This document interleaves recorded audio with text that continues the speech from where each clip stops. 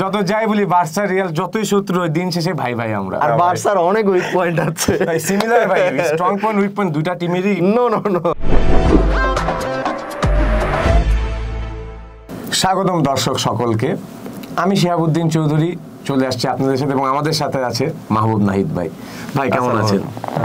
ভালো, আলহামদুলিল্লাহ। তো ইতিমধ্যে কিন্তু যারা মাহমুদ নাহিদ ভাই এবং আমাকে দেখেন, আপনি কিন্তু সকলেই কম বেশি জানেন নাহিদ ভাই কিন্তু বার্সার ডাই হার্ট ফ্যান, আর আমি তো রিয়াল মাদ্রিদের একটা পাগলা সাপোর্টার, এটা সবাই কম বেশি জেনে গিয়েছে।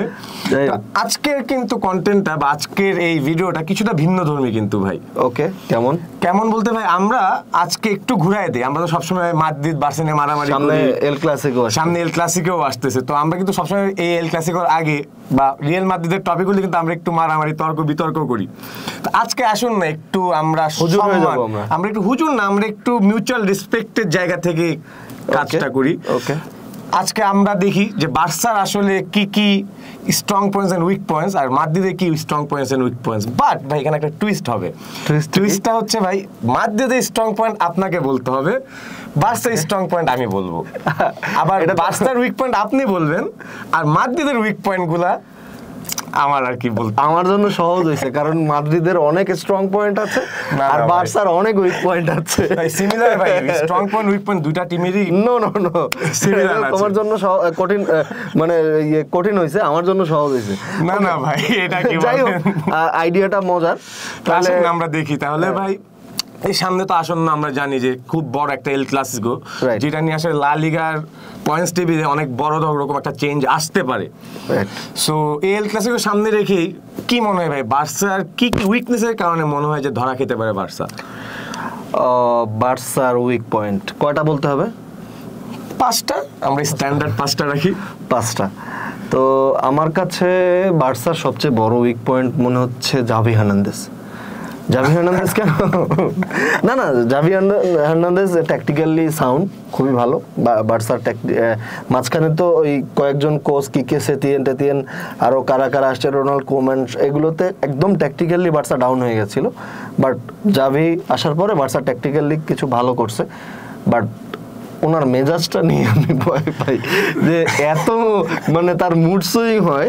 হ্যাঁ, কিছুদিন আগে লা লিগায় ব্যান ছিল, লা লিগা ইউসিএল লাস্ট ম্যাচেও ব্যান খেলো, লাল কার্ড খাইছে।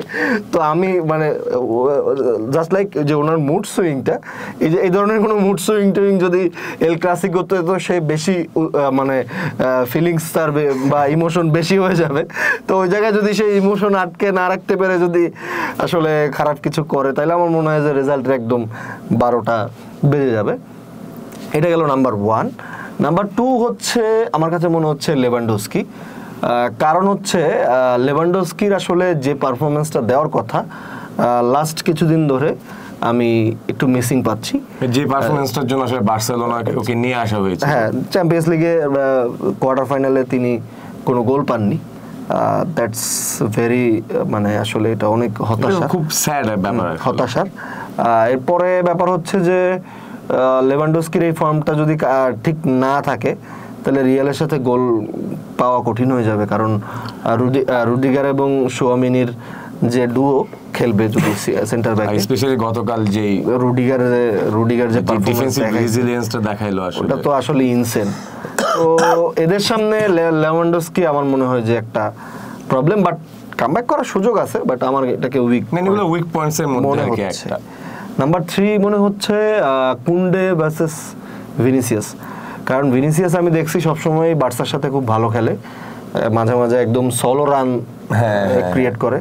আর কুন্ডে হচ্ছে আমার কাছে মনে হয় যে একটু শেকি কেমন, যে সে মানে টপ নচ পারফর্মার, ভালো পারফর্ম করে, ডিফেন্সিভ শিল্ড তৈরি করতে পারে ভালো, বাট মাঝে মাঝে সে ভুল করে। তো মাঝে মাঝে ভুল করে, এই ভুলগুলো আমার মনে হয় ভিনিসিয়াসের এগেইনস্টে একটা ভুল করলেই দেখা গেল একটা গোল কনসিড, যেহেতু খুব ফাস্ট পেসড প্লেয়ার ভিনি, আসলে একটুখানি সুযোগ পেলেই বের হয়ে যায়। রাইট। তারপরে নাম্বার 4 আমার কাছে মনে হচ্ছে চাপটা কেমন। একে তো হচ্ছে পয়েন্ট টেবিলে 8 ডিফারেন্স, তার মধ্যে আবার একটা বাজেভাবে চ্যাম্পিয়ন্স লিগ থেকে নকড আউট হয়েছে। আমার মনে হয় এটা এই দুইটাই বার্সেলোনার উপর মেন্টাল ফিজিক্যাল সব দিক থেকেই আসলে প্রেশার ক্রিয়েট করবে। এটা হচ্ছে নাম্বার 4। আর নাম্বার 5 হচ্ছে যে বার্সেলোনা মনে হচ্ছে যে ওই যে আমাদের দেশীয় ভাষায় একটা বলে, আমাদের বরিশালে বলে যে জায়গা চুলকায় ওই জায়গায় হাতে পাচ্ছি না আর কি। তো ব্যাপার হচ্ছে কি যে মানে সামথিং ইজ মিসিং আর কি, মানে ওই ছন্দময় মানে সবই আছে বাট কিছু যেন একটা নাই। এই কি যে নাই এটা বলতে পারি না। এর মধ্যে আবার একটা হরিবল নিউজ আসতেছে সামনে যে জাভি হার্নান্দেজ মেবি লিভ করবে এবং সেখানে রাফা মার্কেজ হয়তো আসতে পারে বার্সার ডাগ আউটে। এর নিয়ে আবার ফ্যান্সরা অনেক চিন্তিত, তারা আশা করছিল হ্যান্সি ফ্লিককে। তো এই যে মানে সবকিছু মিলে জিলে জাভি অলরেডি অ্যানাউন্স করে দিছে, তো সামথিং ইজ মিসিং আমার কাছে মনে হয়। তো দ্যাটস ইট, আমার 5টা পয়েন্ট আমার জন্য সহজই ছিল। তো আমি এখন শুনবো তোমার কাছ থেকে বার্সার 5টা স্ট্রং পয়েন্ট। বার্সার 5টা স্ট্রং পয়েন্ট, রাইট? আচ্ছা ভাই, বার্সার যদি 5টা স্ট্রং পয়েন্ট দেখি তাহলে আমার মতে আসলে বার্সা এই এল ক্লাসিকোটা জিততে পারার কিছু পয়েন্টস আমি কি মানে পয়েন্ট আউট করব। সেটা হচ্ছে বার্সা খুব সুন্দর পজিশন মেনটেন করে। আর মাদ্রিদের হচ্ছে কি, আমি যা দেখলাম এই গত কয়েকটা সিজন ধরে, যে ম্যান সিটির এগেনস্টের ম্যাচগুলো দেখলে আপনিও হয়তো খেয়াল করছেন ভাই, যে যখন ওরা পজিশন মেনটেন করছিল তখন কিন্তু মাদ্রিদ কিছু প্লেয়াররা ওই প্রেশারটা বা ওই যে একটা বিরক্তি চলে আসে যে ওই জিনিসটা হ্যান্ডেল করতে পারতেছিল না, যে কারণে র্যাশ কিছু ট্যাকেলস করতেছিল। অ্যান্ড তখনই কিন্তু আসলে মিসপ্লেস পাসেস, মিসপ্লেস রানগুলা মাদ্রিদ করে। মানে অর্থাৎ যখন অপোনেন্ট পজিশন গেম খেলে তখন মাদ্রিদ একটু কাম করে যায়, ভুল করার টেন্ডেন্সি বেড়ে যায়। রাইট, এটা গেল প্রথম পয়েন্ট। রাইট, দ্বিতীয় পয়েন্ট বার্সার যেটা মানে স্ট্রং সেটা হচ্ছে বার্সার যেটা স্ট্রং সেটা হচ্ছে বার্সা প্রেসারে খুব কাম থাকে। আপনি তো বললেন ভাই চাপ আছে, বাট আমার মতে বার্সার আন্ডার প্রেসার খুব কাম অ্যাক্ট করে।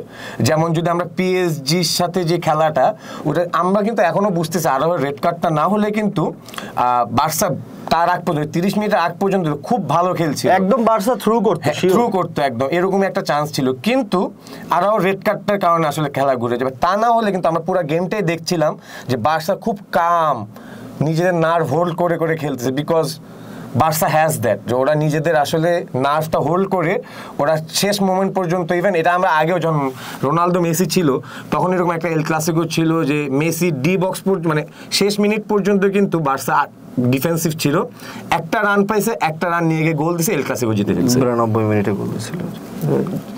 এই জিনিসটা বার্সার শুরু থেকে আছে, এটা আমি মনে করি মাদ্রিদের ডিএনএতে যেমন কাউন্টার অ্যাটাক, বার্সার ডিএনএতে এরকম আন্ডার প্রেসার কাম থাকার ব্যাপারটা ডিএনএতে থাকে আমার মতে হয়।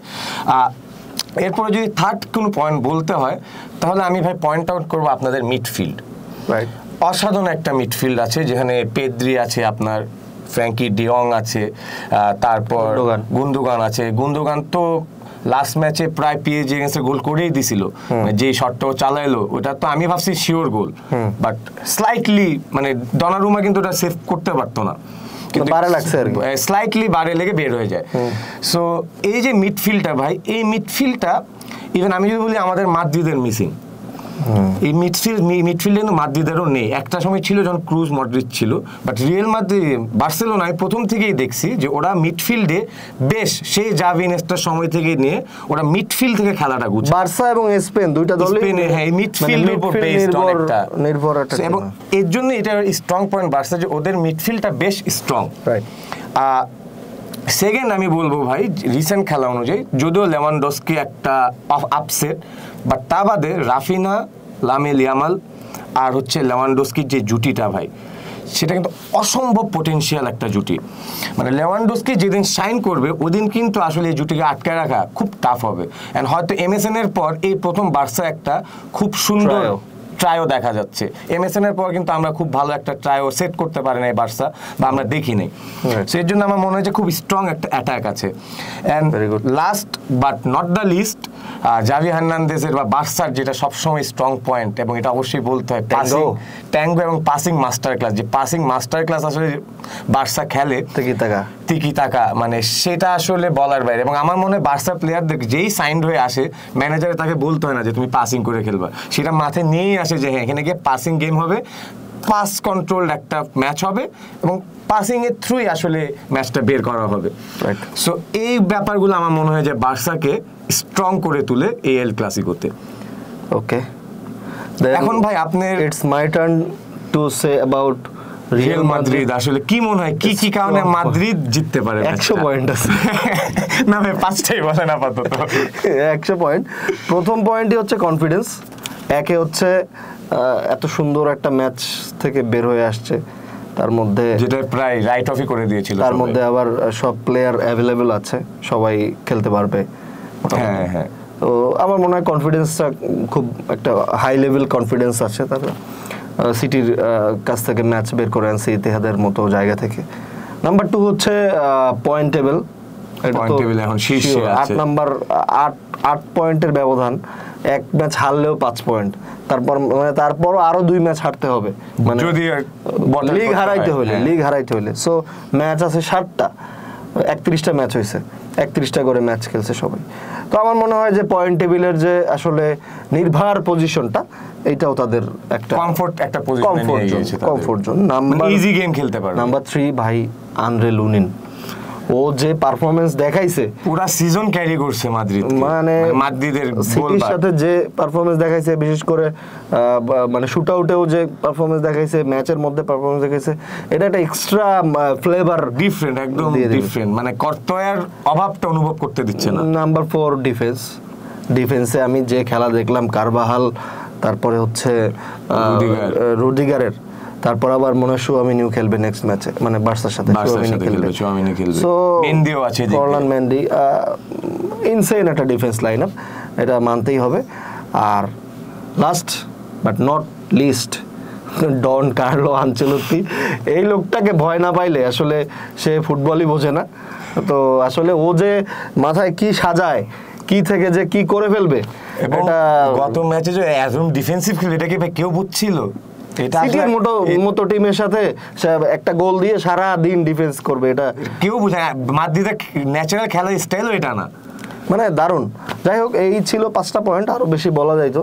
তো এরপরে মাদ্রিদের উইক পয়েন্ট বলতে হবে তোমার, এটা একটু কঠিন। আমি উইক পয়েন্ট বলা কঠিন হবে, বলতে কঠিন হবে না, বাট প্রত্যেকটা টিমেরই ভাই যাদের সহজ পয়েন্ট আছে, তাদের আবার উইক পয়েন্টও আছে ভাই।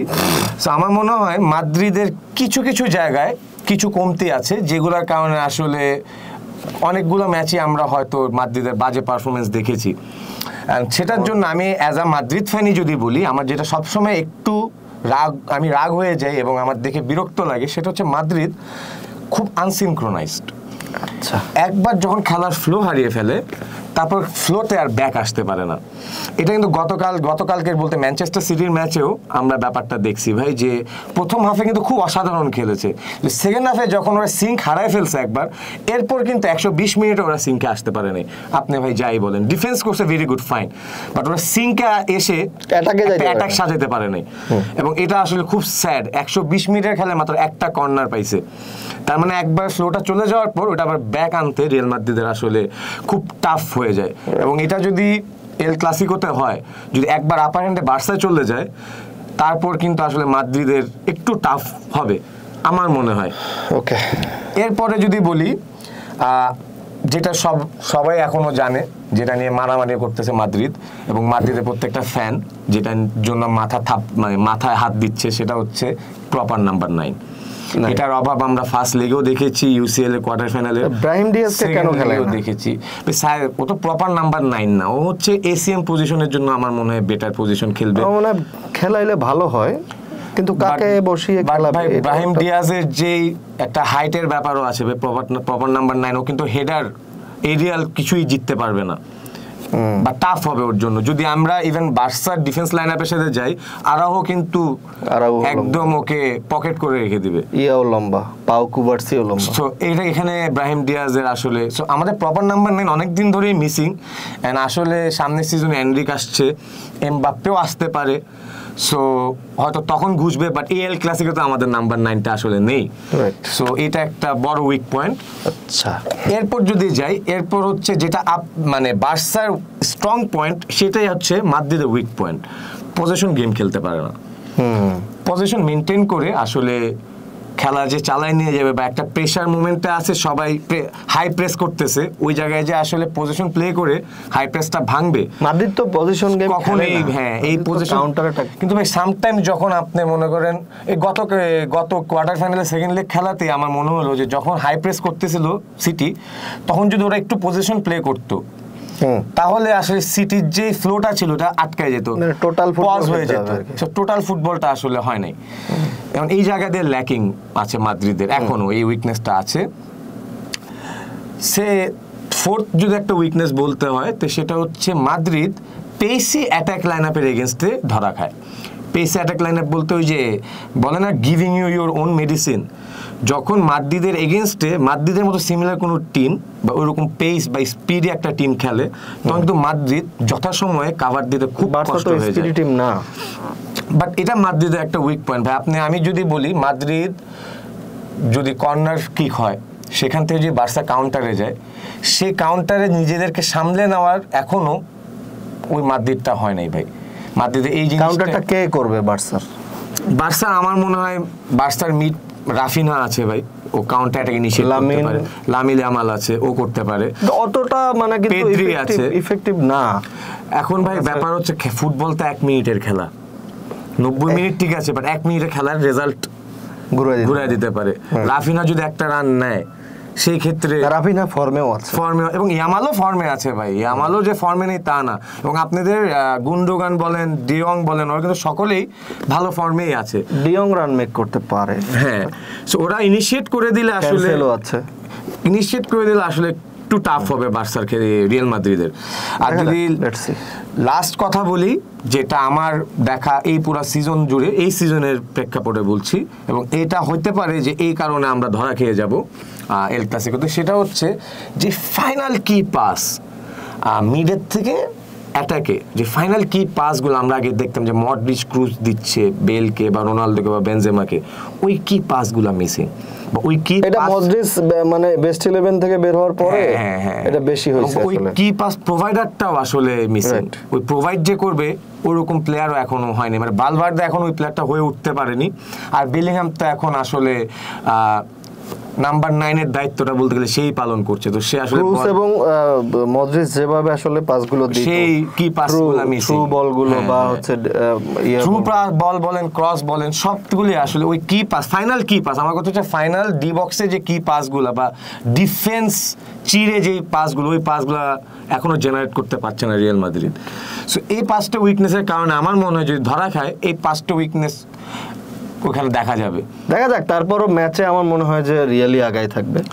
ওভারঅল হয়তো রিয়াল মাদ্রিদকে সব মিলে আগে রাখা হবে, but it's El Clasico. It was a nice story, আমরা যেটা বললাম, কারণ আসলে ভালো ছিল। একটা মিউচুয়াল রেসপেক্ট তো ভাই থাকা দরকার, তাই না? যত যাই বলি বার্সা রিয়াল যতই শত্রু হয়, দিন শেষে ভাই ভাই আমরা, কারণ দিন শেষে এটা ফুটবল। ওকে, তো ভালো লাগলো। আমরা ম্যাচের পরে হয়তো অন্য কোনো ফ্লেভার নিয়ে আসবো, তখন হয়তো আবার আগের ফ্লেভারে চলে যাবো, যাইতে পারি। ভালো হোক, যদি ম্যাচটা ড্র হয় তাহলে বেশি ভালো হবে। এইটাই। তো এই ছিল আজকে আমাদের পরিবেশনা। আজকের মতো এখানেই শেষ করি। আমি শিহাবুদ্দিন চৌধুরী আছি আপনাদের সাথে আছে মাহবুব নাহিদ ভাই। ধন্যবাদ।